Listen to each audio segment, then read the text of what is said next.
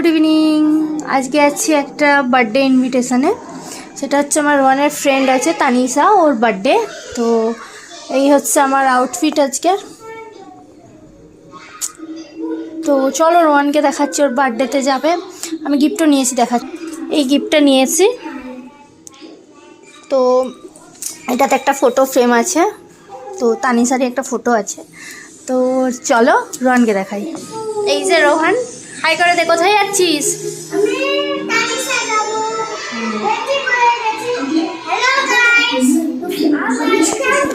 তো চলো গিয়ে কথা বলছি। চলো গাইস।